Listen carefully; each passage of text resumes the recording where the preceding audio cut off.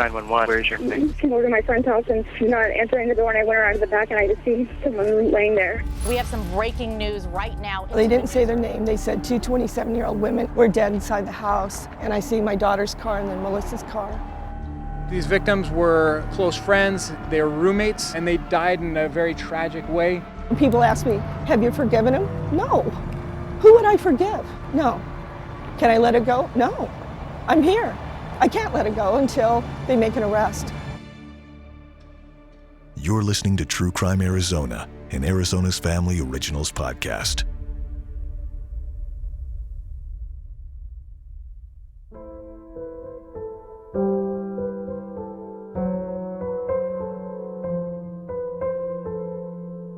When you think of a white Christmas, guaranteed you are not thinking of the Arizona desert.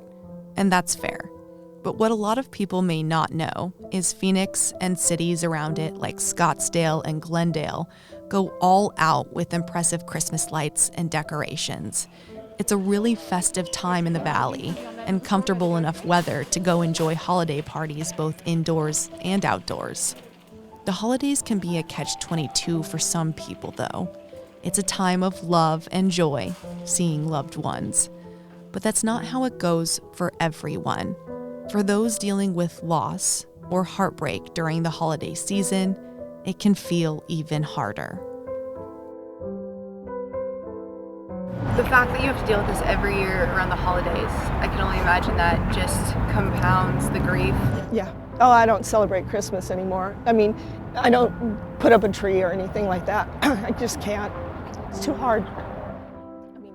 It's been a difficult road for Rachel Glass, a devoted mother, because loss has been a part of every single Christmas for 12 years.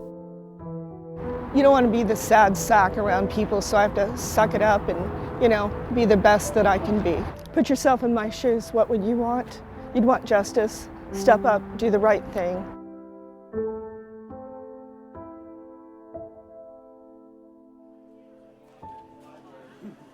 It was early December 2010, and everything seemed to be going well for 27-year-old roommates Nicole Glass and Melissa Mason. They had been friends for years and were living in a house near 42nd Street and Thomas in Phoenix. Rachel says her daughter was thriving and happy. Everything was good. She had no issues. She was going to college. She's getting a degree in communications. Rachel was at home watching the news on December 3rd, 2010. We have some breaking news right now. Makes 911. Where's your thing? I just came over to my friend's house and she's not answering the door, and I went around to the back and I just see someone laying there. A reporter and photographer were at a breaking news scene, a double homicide, and the camera showed the home where it happened. They didn't say their name. They said two 27-year-old women were dead inside the house, and I see my daughter's car and then Melissa's car. I didn't get the call. I saw it on TV. In fact, Rachel didn't get any kind of call or notification from authorities until hours later. They didn't tell me until the next day at 3 o'clock in the morning that it was my daughter and Melissa. Both of them dead? How? And why? Both of these victims were close friends, they were roommates, and they died in a very tragic way. At the time, detectives were just as confused, and the cause of death only complicated that even more. Detectives do know that the cause of death was strangulation on both Melissa and Nicole. Police say there was no forced entry to the home and all the doors were locked. They aren't sure if the girls were targeted or if this was random. As the investigation began, friends of Nicole and Melissa gathered with candles that night at the home. There were tears and a lot of hugs. We don't know what to think right now. We haven't really been given any We've been information. sitting around asking ourselves questions since, all night, all day. As the search for a killer or killers was underway, Nicole and Melissa's moms held a press conference with Phoenix PD. On top of an already tragic situation, there had been a new heartbreaking discovery by Melissa's mom. Going through her things, I found this as her pregnancy test, and She was planning on letting me know on Christmas. Not only they took her life, but they also took my unborn grandbaby. She was the most wonderful daughter any mother can have. I couldn't ask for a better one. She was so excited about becoming a mom. Now all we have is memories.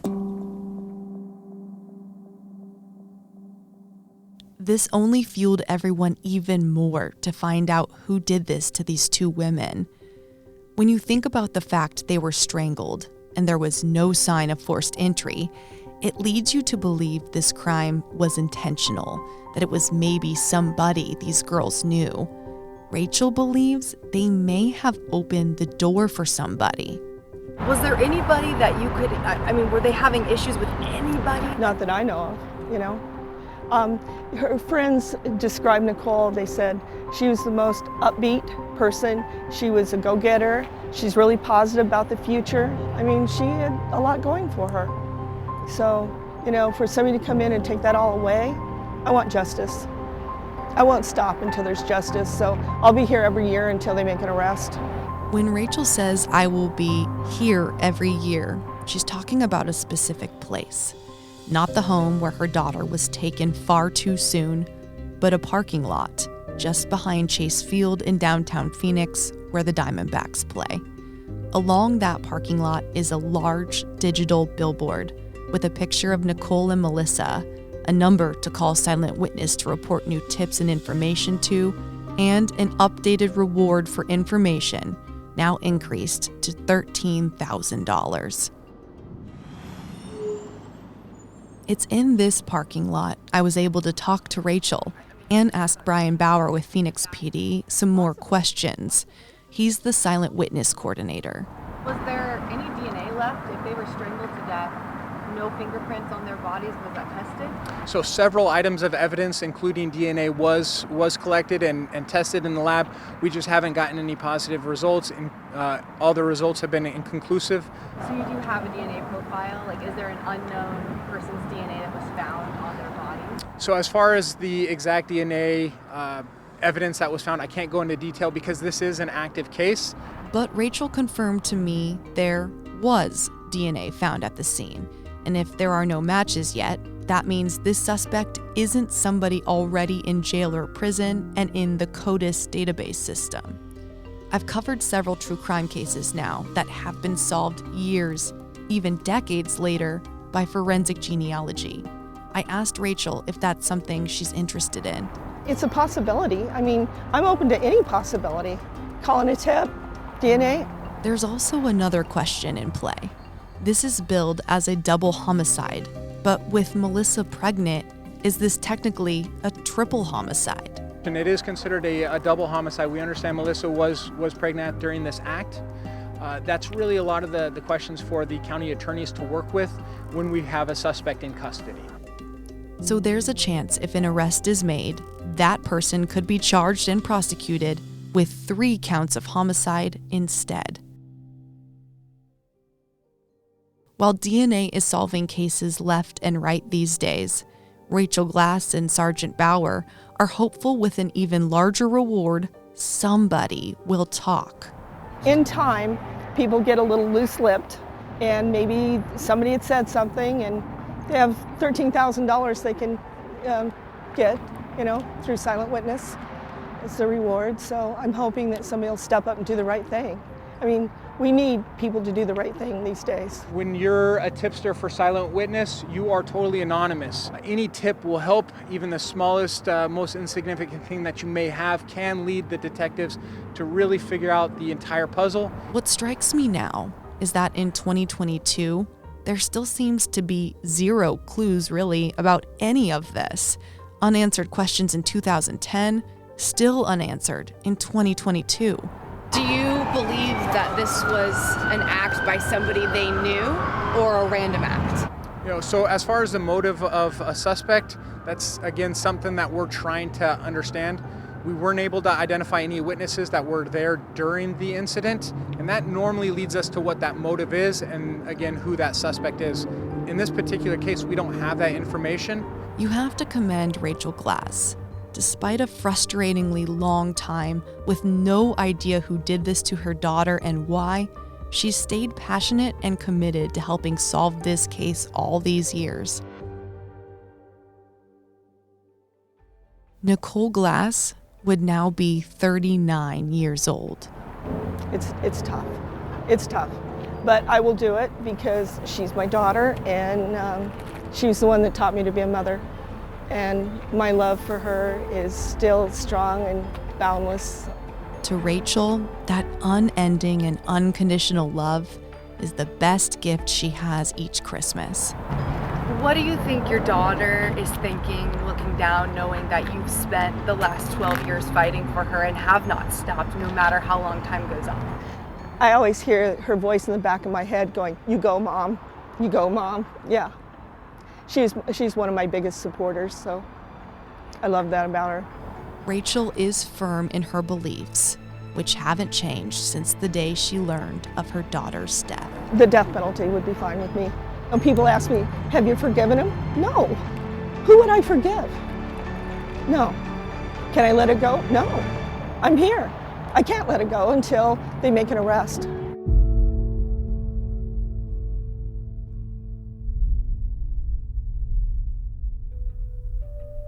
I've reached out to a successful DNA company about this case, who's been solving many cases by advanced DNA sequencing and forensic genealogy. They confirmed they've reached out to Phoenix PD about this case to see if it's something they could partner on to try and solve with this advanced technology. We'll keep you updated if that comes to fruition. In the meantime, if you have any information about the unsolved homicides of Nicole Glass and Melissa Mason, you can go to silentwitness.org and click Submit a Tip, or give them a call at 480-WITNESS. All information and tips will remain anonymous.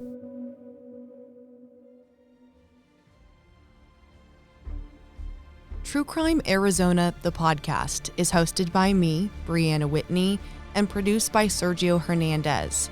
It's a production of Arizona's Family, 3TV, CBS 5, and azfamily.com in Phoenix, Arizona. This is True Crime Arizona, an Arizona's Family Originals podcast.